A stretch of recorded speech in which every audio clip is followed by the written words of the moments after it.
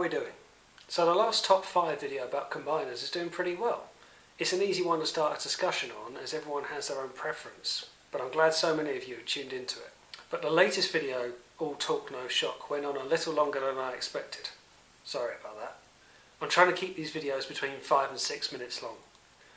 Okay, so we're back with another edition of Through the Looking Glass, and today we're looking at the Chief Medical Officer himself, Ratchet.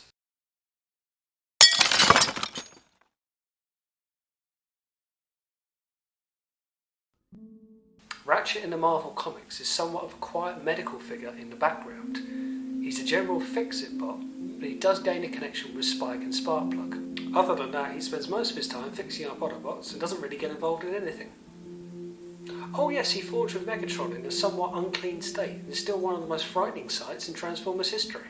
The bonding of Megatron and Ratchet is one of the most intriguing and scary storylines there is. This Ratchet is a little bit one-dimensional. He does have a moral compass and he's willing to sacrifice himself for the safety of others, and he is fiercely loyal to Optimus Prime. In the G1 cartoon, Ratchet doesn't differ much from his Marvel comic version. He's the go-to fix-it bot alongside Hoist and Wheeljack. He does appear more adventurous than before, going out on missions in more of a combat role than a medic on the field. Ratchet has more of a grumpy persona in this one. Ironically, in a crossover with the original Star Trek crew, there's a lot of comparisons between himself and Dr. Hank McCoy. Mind you, seeing how quickly he was gunned down in the original movie, you can't really blame him for being a little grumpy. In the live-action movies, Ratchet has a completely different look. He's lost his typical white ambulance colour scheme and has gone for a yellow paint job and a beefier upgrade of a Hummer with added protection to boot, clearly prepared for the front lines. Yes, you guessed it, Ratchet is medic first, combat last. He does see his fair bit of action, but you get the impression he's looking out for the health of Bumblebee and Ironhide on the battlefield, rather than looking at the Decepticons or the humans. Like the Marvel Comics, Ratchet is loyal to Optimus and his comrades. It's little wonder he doesn't have much trust for the humans, given how the Autobots are generally treated. The boy's pheromone levels suggest he wants to mate with the female.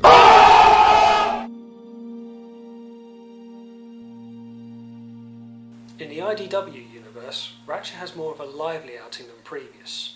He's portrayed as more of an aged Autobot.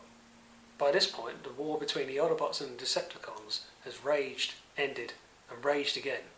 He's seen it all and done it all by this point. This Ratchet seems to have become pessimistic over time. He's always helping his fellow Autobots, but he seems almost numb to the outside world. He has memorable encounters with Ambion in what I consider to be one of the deepest storylines in the IDW universe. Whilst at this point it takes a darker turn for Ratchet and what he sees, at the very end of Phase 1 he gets his ending. First Aid seems to take his place as Chief Medical Officer, and he starts his relationship with Drift, two characters who have very slowly grown close over the years. So in summary, of the last 35 plus years, yes it has been that long, Ratchet's character doesn't change an awful lot. His cornerstone is that he is a medic first and avoids combat where he can.